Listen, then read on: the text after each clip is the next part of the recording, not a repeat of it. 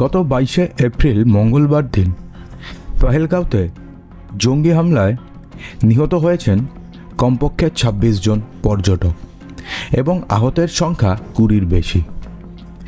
এমত ঘৃণ্য কাজ করতে পারল পাকিস্তান। আসলে পাকিস্তানের পক্ষে সমস্ত কিছুই করা সম্ভব। বিশেষ করে পাকিস্তানের যে গুপ্তচর সংস্থা রয়েছে ISI, তারা নিজেদের দেশের সুরক্ষার পরিবর্তে অন্য দেশের ক্ষতি করতেই তারা হয়তো বেশি ভালোবাসে।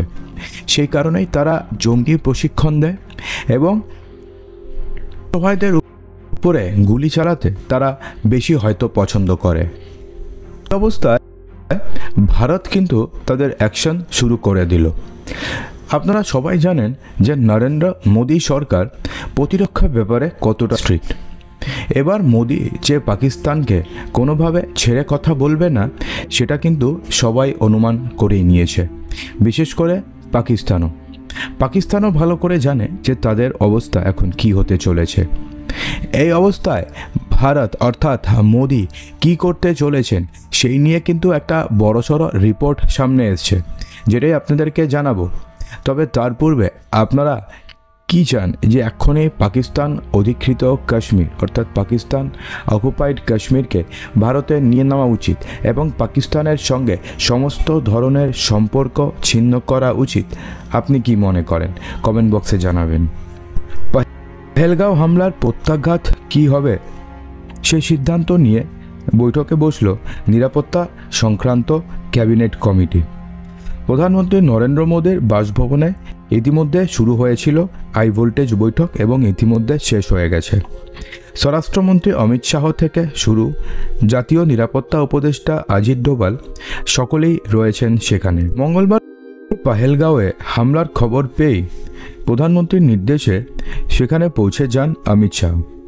পরের দিন সকালে শ্রীনগরে মৃতদের কফিনে শ্রদ্ধা জ্ঞাপন করেন তিনি। বুধবার বিকেলে দিল্লি ফিরেই তিনি পৌঁছে গিয়েছেন প্রধানমন্ত্রীর বাসভবন ৭ লোক কল্যাণ মার্গে।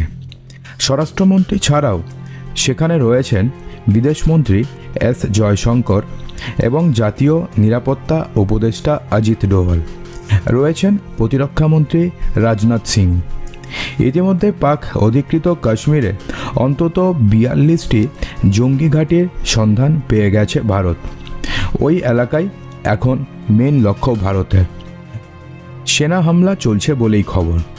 অন্যদিকে পহেলগাঁও হামলার জেরে ইতিমধ্যে ১৫০০ জনকে আটক করা হয়েছে। ধৃতদের প্রত্যেকেই অতীতে কোনোভাবে জঙ্গি সংগঠন বা জঙ্গি হামলার সঙ্গে যুক্ত ছিল। আপাতত তাদের জেরা করা হচ্ছে। তবে মঙ্গলবার হামলা চালানো জঙ্গিরা সেই তালিকায় রয়েছে কিনা তা এখনও পর্যন্ত জানা যায়নি। প্রসঙ্গত, মোদির সঙ্গে বৈঠকের কিছুক্ষণ আগেই ৩ সেনাপ্রধানের সঙ্গে উচ্চ পর্যায়ের বৈঠকে বসেছিলেন রাজনাথ সিং। তারপরেই তিনি হুঙ্কার দিয়ে বলেছেন যে কেউ রেহাই পাবে না, শুধু হামলাকারীদের বিরুদ্ধেই নয়, নেপথ্যে থাকা মাস্টার মাইন্ডের বিরুদ্ধেও কড়া পদক্ষেপ করা হবে। তার আরও সংযোজন, ভারতবাসীকে আমি এই বলে আশ্বস্ত করব যে সরকার প্রয়োজনীয় পদক্ষেপ নেবে।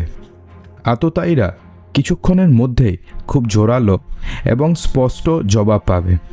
তাহলে কি সরাসরি পাকিস্তানের মাটিতে ঘাঁটি গেড়ে থাকা জঙ্গিদের উপরে আবার হামলা করতে চলেছে ভারত? অর্থাৎ সার্জিক্যাল স্ট্রাইক 3.0 কি আবার লোডিং হচ্ছে? তো আপনারা কি মনে করেন এই অবস্থায় ভারতে পাকিস্তানকে কি করা উচিত? এমনিতেই তো ভারত পাকিস্তানকে অর্থনৈতিকভাবে শেষ করে দিয়েছে। আপনারা সবাই জানেন যে পাকিস্তানের অর্থনৈতিক অবস্থা কতটা সংকীর্ণ। এই অবস্থায় দাঁড়িয়ে তারা যেই ঘৃণ্য কাজটি করলো সেটা তো কোনোভাবেই সাপোর্ট করা যায় না এবং বেছে বেছে তারা শুধুমাত্র হিন্দুদেরকেই মারল। এটা তো আরও নৃশংস। তো এই নিয়ে আপনাদের কি বক্তব্য রয়েছে কমেন্ট বক্সে জানাবেন এবং নিহতদের আত্মার শান্তি কামনা করতে অবশ্যই RIP বা রেস্ট ইন পিস লিখতে একদমই ভুলবেন না। তো অসংখ্য ধন্যবাদ ভিডিওটি সম্পূর্ণ দেখার জন্য।